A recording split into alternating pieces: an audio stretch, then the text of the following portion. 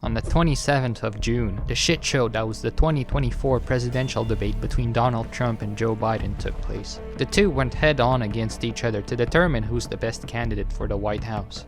And as the world watched, with 51 million Americans staring at their televisions, jaws dropped at just how mediocre the entire event was. Because nothing substantial was properly discussed, I started wondering, what was it all for? And where have I seen this before? In 2021, I became very involved in consuming political media. Every day, I'd read the news, I'd attend debates, and explored my alignment. But I was not always like this. Before, I figured that none of this show that we call politics was of great importance, and that the most I should do is be vaguely optimistic about the future and hope we're in good hands, right? Besides, we all know to avoid politics at the table and no politics at work, etc., etc. Now, I know better after Ukraine got invaded by Russia, and as war started raging in the place that I called home not so long ago, I quickly realized the importance of our politics in everyday life. Now, while you might not be affected by war in a direct way, you don't have to be a genius to realize that even for casual civilian life, politics are ingrained into every single facet of life. The economy is largely dictated by the regulations imposed on businesses and individuals, which is then on display in the form of inflation the next time you try to buy something from the store. Healthcare, academia, law, anything you can think of. The government is there, and as you'll see later, even gaming. So, it is in our collective best interest then to be more aware of the events unfolding now, to make better decisions. And so, when I see the debate between Trump and Biden, I can't help but see it as show. You know, Biden being the old sag that he is, barely able to make an argument stick because his words lack any oomph to them. And Trump being able to play the blame game so well that you can barely focus on the topic at hand without feeling disdain for the opposition. What I noticed watching the debate was that most of it was just skimming the questions and more trying to portray the opposition as incompetent.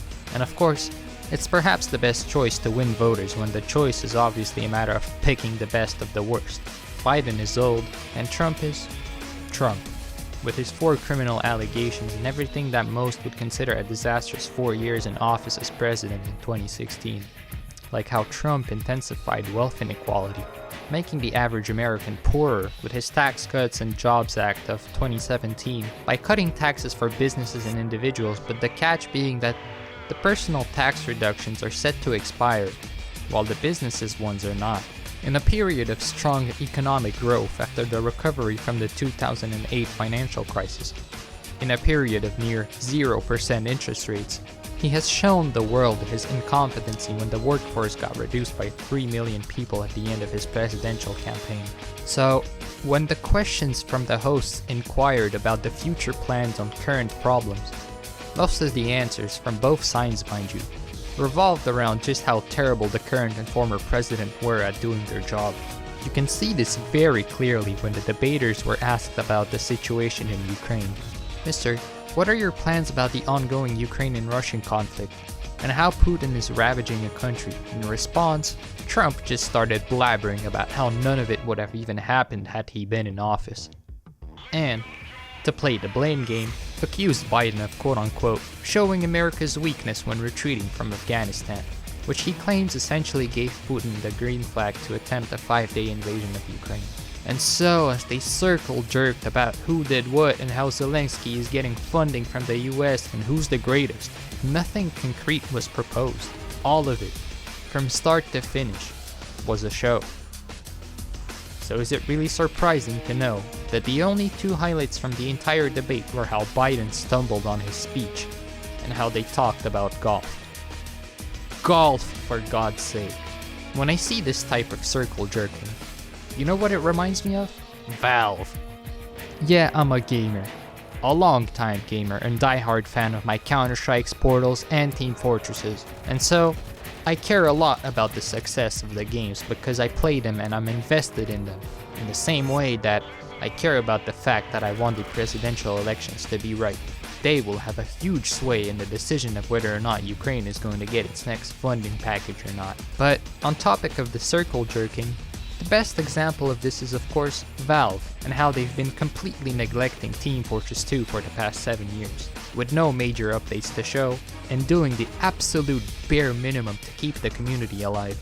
They've stalled everyone into a drought of hope that something great will come. It's all a show.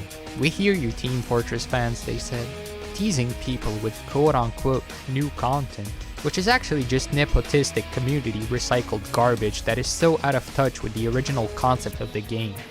I recommend watching Zesty Jesus' video on the topic, as he goes much more in depth and provides tangible proof.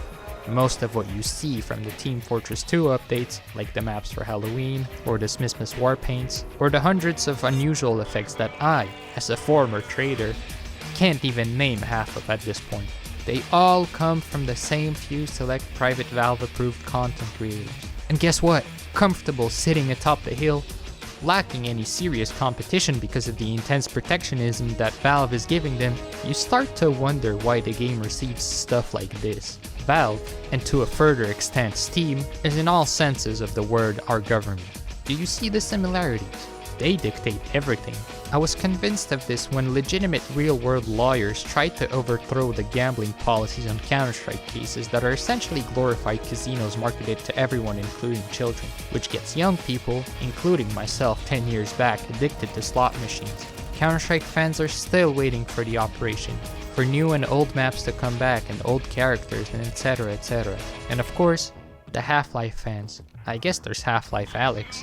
And as we're hopelessly waiting, always pumped about any slither of information from Valve about the future and how it might impact our gaming, we don't have a choice but to listen to the play they host. Because what's the alternative to these beloved games?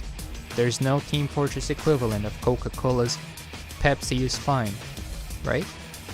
Valve's Team Fortress 2 updates have been of such poor quality that they even managed to completely destroy the whole unusual economy in a small summer patch on the 25th of July, the so-called Crate Depression, where a few cases were accidentally programmed to drop unusuals 100% of the time. Or when the bot crisis in casual became so rampant that free-to-plays were muted because bots would annoyingly spam voice lines. Like applying a band-aid to an open wound, it did jack to fix the problems of bots and servers, only hindering the experience of those who are not deserving of Valve's love. The Gibbuses, who wish to scream for medic, but can't. And to a further extent, there's no decent alternative to Steam either. Trust me, I've tried a lot of other game launchers, and the biggest, Epic Games, has only one thing good going for it. It's freebies. So, when there's such a dissonant monopoly on gaming by Valve, fueled by greed, nepotism, and a lack of good competition that even the most anti-consumer practices are left at, it is what it is. It's clear that our only options are to pick the best from the worst, while we enthusiastically pretend that the show they're putting on for us by tweeting a few things here and there about how Team Fortress 2, we can hear you. I think it'd be logical then to make a stance. Fix TF2. And how about fix the presidents? Okay, thanks for watching. I got a big video coming up soon for my big fans. I'll see you all next time.